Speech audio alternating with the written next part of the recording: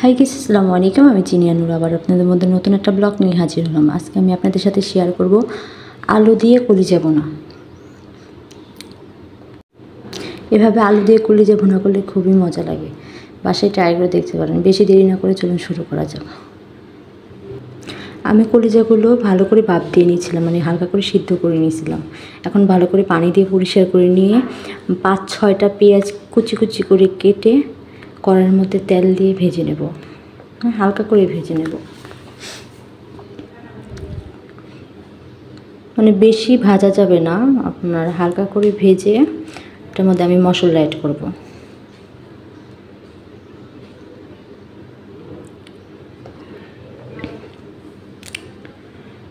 এই যে দেখছেন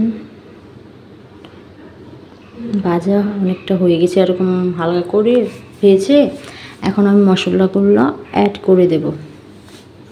হলুদ, মরিচ, তারপর আপনার রসুন বাটা, আদা বাটা, জিরা বাটা, তারপর গরম মশলা, লবণ দিয়ে পানি দিয়ে মিক্সড করে আমি মশলাগুলো পেঁয়াজের মধ্যে দিয়ে দেব। দিয়ে ভালো করে নাড়াচাড়া করে হালকা একটু পানি দিয়ে মশলাগুলো কষিয়ে নেব।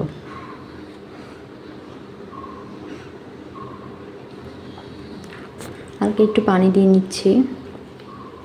এখন এই মশলাটা ভালোভাবে কষাতে হবে।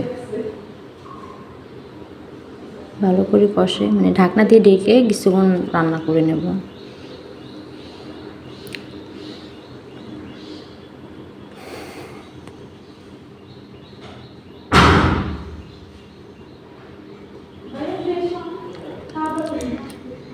অনেকটা তেল ছেড়ে দিছে।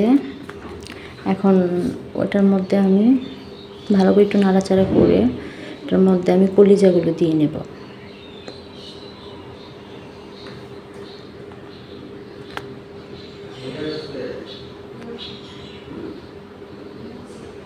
দিয়ে ভালো করে নাড়াচাড়া করে দেব।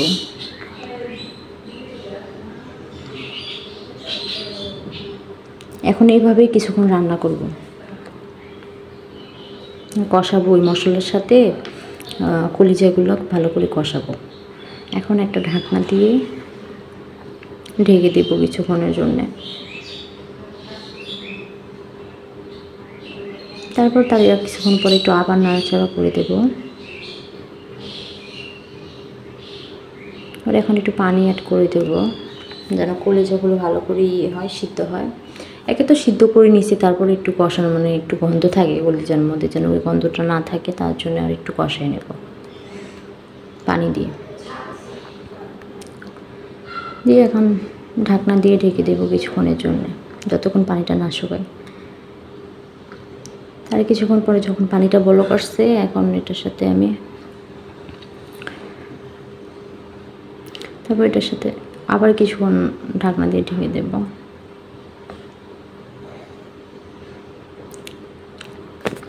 দিয়ে ঢেকে ভালো করে নাড়াচাড়া দিয়ে নেব। এখন আমি এটার সাথে আলু অ্যাড করব।